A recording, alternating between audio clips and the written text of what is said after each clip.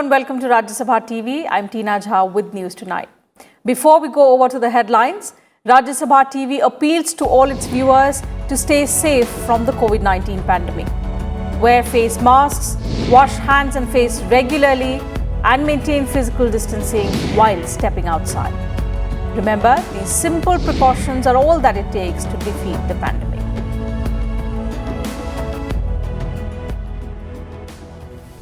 And now, the top stories of the day.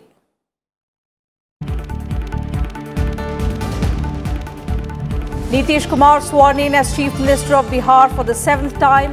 Governor Phagu Chauhan also administers oath of office to 14 cabinet ministers. Prime Minister Narendra Modi congratulates the new government in Bihar.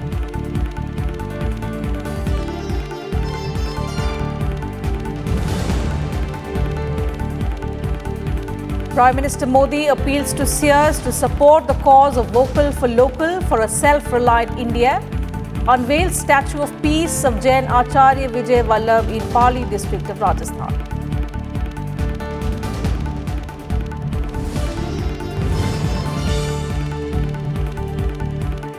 Vice President M. Venkaiah Naidu advises youth to take a positive approach in building a new India. Calls for reorienting education system to meet challenges of the 21st century while remaining rooted in the Indian tradition.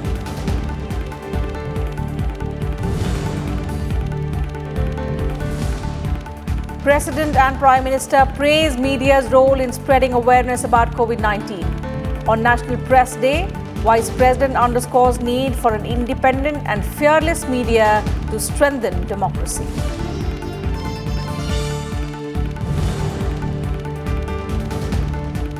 And recovery rate of COVID-19 patients touches 93.27%. Number of active cases stay under 4,65,000.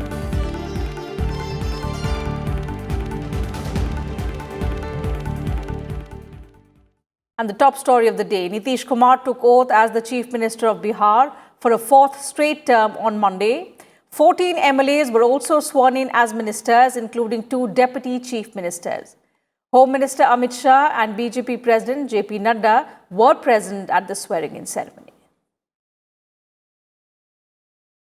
Nitish Kumar on Monday took oath as the Chief Minister of Bihar for a record 7th time at a ceremony in Patna.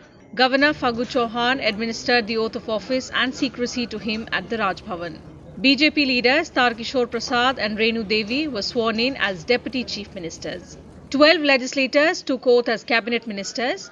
They included Vijay Kumar Chaudhary, Vijendra Prasad Yadav, Ashok Chaudhary, Mewalal Chaudhary and Sheila Kumari of the JDU, and Mangal Pandey, Amrendra Pratap Singh, Rampreet Paswan, Jivesh Kumar and Ram Surat Kumar of the BJP.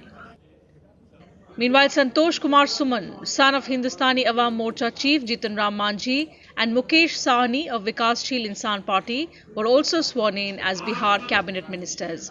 On Sunday, Nitish Kumar and Bihar BJP President Sanjay Jaiswal, among others, met Governor Phagu Chauhan to stake claim to form the new government in the state. Nitish Kumar was formally named leader of the ruling alliance at a meeting of the MLAs on Sunday in Patna. The National Democratic Alliance secured an absolute majority by winning 125 seats in the recently held Bihar Assembly elections.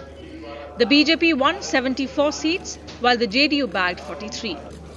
Among NDA allies, 4 seats each were won by Vikassheel Insan Party and the Hindustani Awam Morcha. The opposition Grand Alliance won 110 seats. Bureau Report, Rajya Sabha TV. Janata Dal United Chief Nitish Kumar has taken oath as the Chief Minister of Bihar for the 7th time in the last 2 decades. The 69-year-old has been in office continuously since November 2005. He is on course of becoming the longest-serving Chief Minister of Bihar, surpassing the record of Sri Krishna Singh, who held the post since before independence until his death in 1961. Nitish Kumar was first sworn in as the Chief Minister of Bihar in the year 2000. However, his term lasted barely a week due to lack of majority. 5 years later, he returned with a majority for the JDU-BJP alliance. He came back once again in 2010 when the coalition won a landslide victory in the state assembly polls. Nitish Kumar stepped down in May 2014. owning moral responsibility for the JDU's debacle in the Lok Sabha polls, only to return in February 2015. In the November 2015 state elections, the Grand Alliance, which comprised of the JDU, Lalu Prasad's RJD and the Congress, won handsomely with Nitish Kumar back as the Chief Minister of Bihar. He, however, parted ways with the Grand Alliance in July 2017 and returned as Chief Minister with support from the BJP.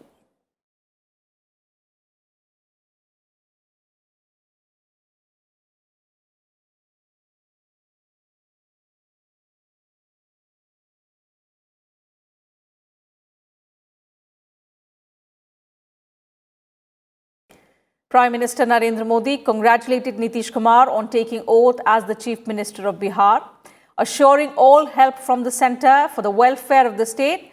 The Prime Minister said the NDA family will work together for the progress of Bihar. In a Twitter message, the Prime Minister also congratulated all those who took oath as ministers in the new Bihar government.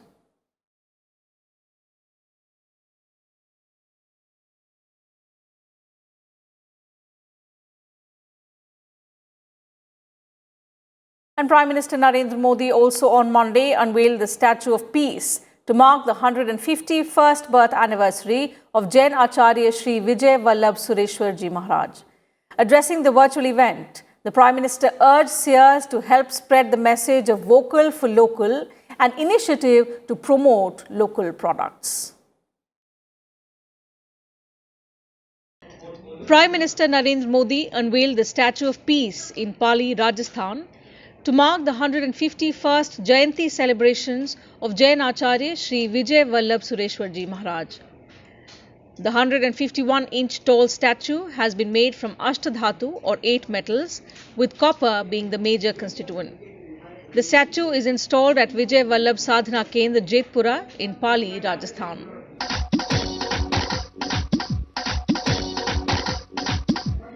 Prime Minister Narendra Modi said the land of Gujarat has given two Vallabhs, Sardar Vallabhbhai Patel in the political field and Acharya Vijay Vallabh Ji Maharaj in the spiritual field. He added that this statue will become a source of inspiration for peace and non-violence in the world. Gujarat की धरती ने हमें दो वल्लभ दिए और अभी भी इस बात का जिक्र हुआ। राजनीतिक क्षेत्र में सरदार वल्लभ भाई पटेल और आध्यात्मिक क्षेत्र में जैनाचार्य विजय वल्लभ सुरीश्वर जी महाराज। वैसे मैं दोनों ही महापुरुषों में एक समानता और देखता हूं। दोनों ने ही भारत की एकता और भाईचारे के लिए अपना जीवन समर्पित कर दिया। मेरा सौभाग्य है कि मुझे देश ने सरदार वल्लभ भाई पटेल की विश्व की सबसे ऊंची स्टैच्यू ऑफ यूनिटी के लोकार्पण का अवसर दिया था और आज जैनाचार्य विजय वल्लभ जी की स्टैच्यू ऑफ पीस के अनावरण का सौभाग्य मुझे मिल रहा है। मुझे विश्वास है कि ये स्टैच्यू ऑफ पीस विश्व में शांति, अहिंसा और सेवा का एक प्रेरणा स्रोत बनेगी। The Prime Minister appealed to saints and seers to disseminate the message of vocal for local among their followers. He also said that the way the country supported the local during the Diwali festival is an energizing feeling. 21वीं सदी में मैं आचार्यों से, संतों से, भगवंतों से, ऋषियों से, कथाकारों से एक आग्रह करना चाहता हूं। जिस प्रकार से आजादी के आंदोलन की पीठिका भक्ति आंदोलन से शुरू हुई, भक्ति आंदोलन ने एक ताकत दी, वैसे ही आत्मनिर्भर भारत की पीठिका तैयार करने का काम भी हमारे संतों, महंतों, आचार्यों का है। आप जहां भी जाएं, जहां भी बोले, अपने शिष्य हो या संत जन हो, आपके मुंह से लगातार ये संदेश देश के हर व्यक्ति तक पहुंचते रहना चाहिए और वो संदेश है वोकल फॉर लोकल। इस बार दिवाली और सभी त्योहारों पर जिस तरह से देश ने लोकल इकोनॉमी को जमकर समर्थन किया, ये वाकई नई ऊर्जा देने वाला है। इस सोच को, इस प्रयास को हमें आगे भी बनाए रखना है। Mentioning the educational institutions established by the Jain Acharya, the Prime Minister praised his efforts towards making the country Atmanirbhar in the field of education, as he established many institutes imbued with Indian values in several states. जैसे महात्मा गांधी ने गुजरात विद्यापीठ का सपना देखा था, वैसा ही सपना गुरु वल्लभ ने देखा था। एक तरह से आचार्य विजय वल्लभ जी ने शिक्षा के क्षेत्र में भारत को आत्मनिर्भर बनाने का अभियान शुरू किया था। उन्होंने पंजाब, राजस्थान, गुजरात, महाराष्ट्र, उत्तर प्रदेश जैसे कई राज्यों में भारतीय संस्कारों वाले बहुत से शिक्षण संस्थाओं की आधारशिला रखी। स्त्री शिक्षा, नारी शिक्षा, त्रिशिक्षा के क्षेत्र में इन संस्थानों ने जो योगदान दिया है, देश आज उसका ऋणी है। अब देश की बेटियां सेनाओं में अपना शौर्य दिखाने के लिए उनको भी ज्यादा विकल्प मिल रहा है। इसके साथ ही नई राष्ट्रीय शिक्षा नीति अब देश में लागू होने वाली है। ये नीति शिक्षा को भारतीय परिवेश में आधुनिक बनाने के साथ साथ महिलाओं के लिए भी नए अवसर तैयार करेगी। The Prime Minister said India has always shown the path of peace, non-violence and friendship to the world, and today the world is looking towards India for similar guidance. Bureau Report, Rajya Sabha TV. Prime Minister Narendra Modi will attend the 12th BRICS summit on Tuesday. The summit, hosted by Russia, has the theme of global stability, shared security and innovative growth. Leaders will deliberate on measures to mitigate the impact of the ongoing COVID-19 pandemic, cooperation in counter-terrorism, trade, health, energy and people-to-people exchanges. Chinese President Xi Jinping, Brazilian President Jair Bolsonaro and Russian President Vladimir Putin will attend the summit of the Brazil, Russia, India, China, South Africa grouping. The BRICS summit is taking place at a time when two of the bloc's members, India and China, are locked in a border standoff in eastern Ladakh.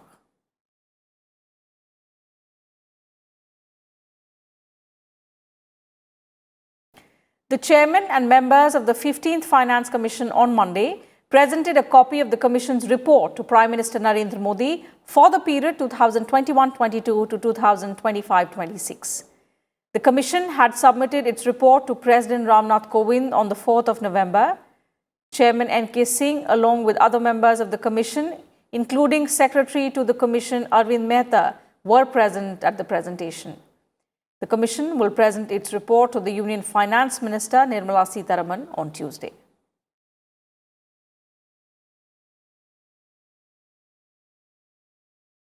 Vice President M. Venkaiah Naidu has urged the youth to join the forces of growth and channelize their energies for constructive, nation-building activities in order to build a new and resurgent India. Inaugurating a new amenities center at the University of Hyderabad, the Vice President advised the youth to shun negativism, adopt positive outlook towards building a new India, where there would be no corruption, hunger, exploitation and discrimination. We has to really think in terms of why are we lagging behind? What is the reason? The institutions across the country, all of them should really ponder over this. There is no dearth of knowledge among our people. If you give them proper guidance and education, they excel irrespective of their region, religion, caste, creed, sex. It is proven beyond doubt that the children have that capacity. Emphasizing that holistic education was the key to the development and transformation of the lives of people, he called for reorienting the education system to meet the challenges of the 21st century while remaining wedded to Indian traditions and culture. As we all know, imparting holistic education is the key to the development and transformation of the lives of the people. Transformation for the betterment of the nation. Ultimately, what is the purpose of education or research or science? To enhance the living standards of the people, to make their life more comfortable and happy. Education empowers the people to overcome the challenges such as poverty and hunger and frustrates in creating an equitable and inclusive society. Any attack on the freedom of press is detrimental to national interests and should be opposed by one and all, said Vice President M. Venkaiah Naidu on Monday. Addressing a webinar on the role of media during the COVID-19 pandemic and its impact on media, Naidu stressed that democracy cannot survive without a free and fearless press. On National Press Day, Vice President M. Venkaiah Naidu said, any attack on the freedom of press is detrimental to national interests and should be opposed by one and all. He advised media to be fair, objective and accurate in its reporting while avoiding sensationalism. The press in India has always been in the vanguard of protecting and strengthening the foundations of democracy. A robust, free and vibrant media is as important as an independent judiciary in consolidating democracy and strengthening constitutional rule of law. He praised the print and electronic media journalists for turning into frontline warriors in the wake of COVID-19, while underscoring the importance of conveying the right information at the right time during the pandemic. The print and electronic media journalists have turned into frontline warriors. During the course of news gathering, many journalists have unfortunately succumbed to COVID-19 infection, while thousands of others contracted the novel coronavirus. My deepest condolences to the families of the journalists who died of COVID-19 infection. When the country came to a standstill in the wake of lockdown, it was the TV channels which provide the latest updates on the pandemic front. And more importantly, both print and TV channels have played an invaluable role in informing, in educating the masses and creating awareness on the precautions to be taken to combat COVID-19. Conveying the right information at the right time is critical in such a situation. Right information at the right time. Expressing concern over the layoff of media employees, the Vice President urged the media industry to adopt resilient business models and explore alternative ways for improving financial health. We have to use and utilize our collective strength to address this challenge. Journalists should not be left high and dry in these difficult times. I appeal to all stakeholders to come together and find innovative solutions to the extraordinary situation created by the coronavirus. The government, the media management, the journalists and other well-wishers, they must come out with new ideas. The Vice President described journalism as a pious mission. He praised the press for playing an outstanding role in empowering people and furthering national interest. Bureau Report, Rajya Sabha TV. President Ramnath Kovind and Prime Minister Narendra Modi also extended greetings to media persons on National Press Day. In a message, President Kovind appreciated the role of media during the coronavirus pandemic. He said media persons have been among the frontline corona warriors who played an important role in educating people and mitigating the impact of the COVID-19 pandemic. The President said the theme of this year's National Press Day deals with the most serious crisis facing the world as well as India. He also appreciated the Press Council of India that regulates the print media to safeguard the independence of the press.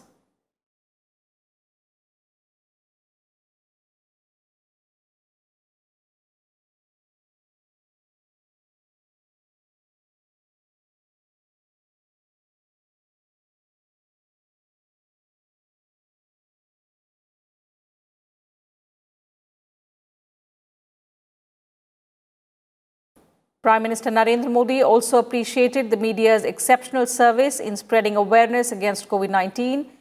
In a written message, he said, and I quote, "From creating mass awareness about important issues to contributing to a behavioral change in society for the larger good, we've seen how the media as a valued stakeholder has furthered the efforts the government has made and also helped several initiatives like the Swachh Bharat and water conservation campaigns grow into mass movements in the last few years."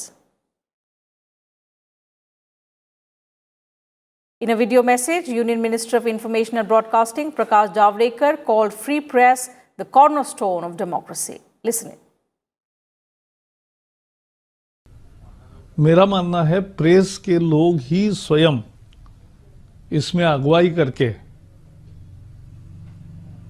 एक responsible freedom का एक आदर्श देश में स्थापित हो, इसके लिए सारी व्यवस्थाओं को सुधार कर उसको ठीक तरीके से चलाने का चैलेंज को स्वीकार करे। सरकार इसमें पड़ना नहीं चाहती, सरकार हस्तक्षेप करके किसी आज़ादी को रोकना नहीं चाहती,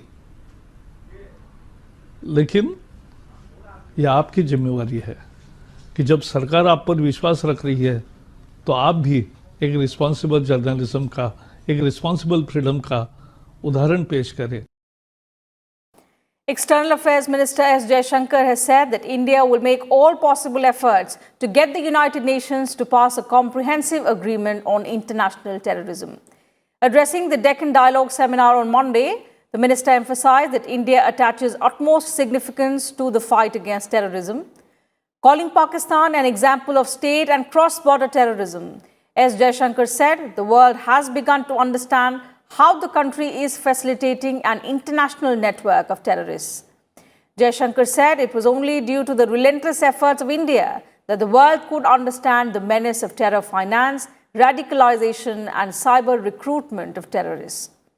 The External Affairs Minister's statement comes ahead of Prime Minister Narendra Modi's address to the BRICS summit on Tuesday, where counter-terrorism is going to be a major agenda.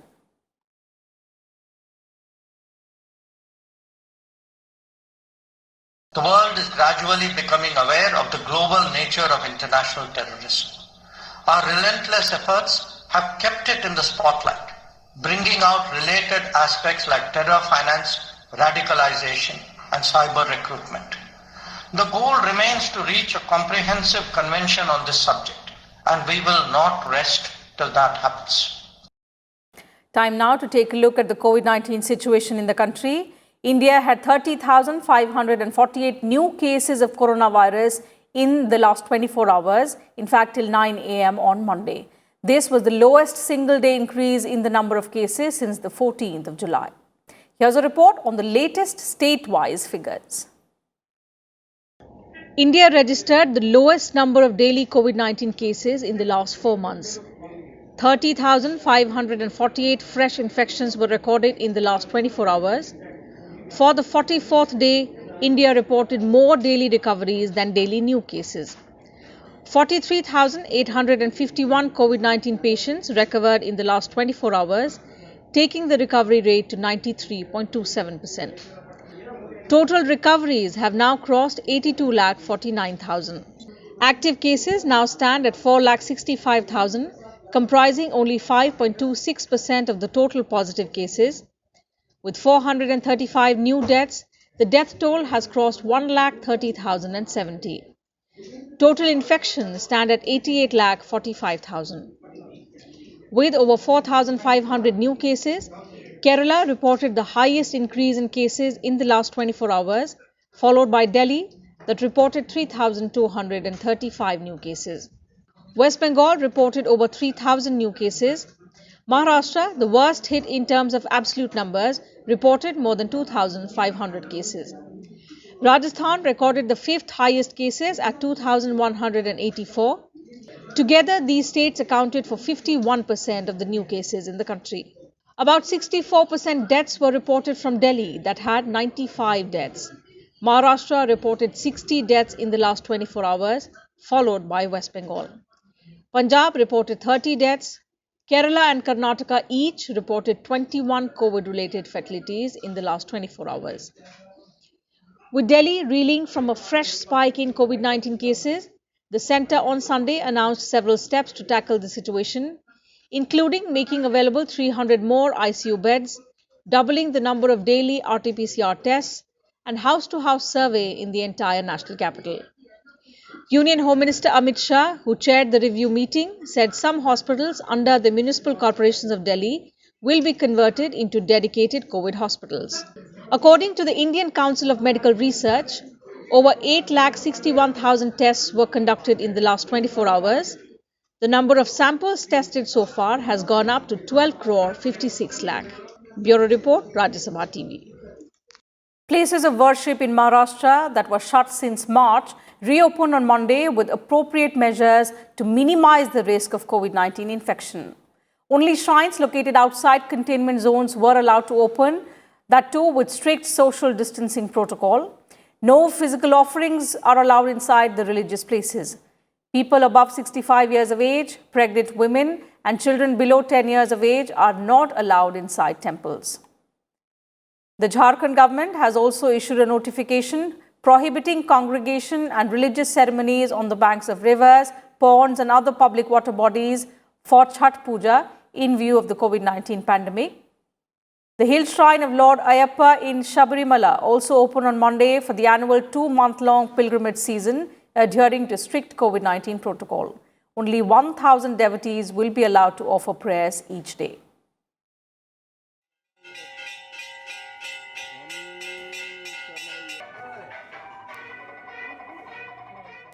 Besides, colleges and universities in Punjab and Haryana also reopened on Monday after nearly 8 months.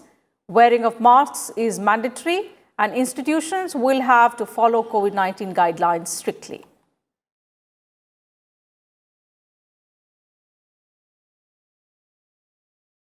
The World Health Organization showed a record daily number of new COVID-19 cases over the weekend. The WHO's figures for Saturday showed over 6,60,000 new cases of coronavirus. This number and the 6,45,000 cases registered on Friday surpassed the previous daily record high of 6,14,000 cases that was recorded on the 7th of November. According to WHO, there are more than 53.7 million confirmed cases of coronavirus in total since the start of the pandemic, while over 1.3 million people have lost their lives to the disease. As the third wave of COVID-19 infections surged across the United States, cases crossed the 11 million mark on Sunday. The United States, which has been the hardest hit by the coronavirus pandemic, crossed 10 million COVID-19 cases on the 8th of November and is reporting over 1 lakh daily cases for the last 11 days.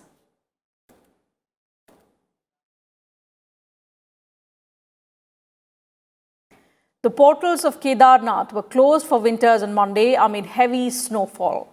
Chief Ministers of Uttarakhand and Uttar Pradesh, T.S. Rawat and Yogi Adityanath, along with priests and temple officials, were present as the gates were closed at 8:30 a.m. after an elaborate ceremony. The two chief ministers arrived at the shrine on Sunday to offer prayers and also take a look at the reconstruction projects at Kedarpuri. Snowfall, accompanied by drizzle, began in Kedarnath on Sunday night and continued till Monday morning. This year, over 1,35,000 pilgrims visited Kedarnath. That had a delayed and restricted opening for devotees due to the COVID-19 pandemic.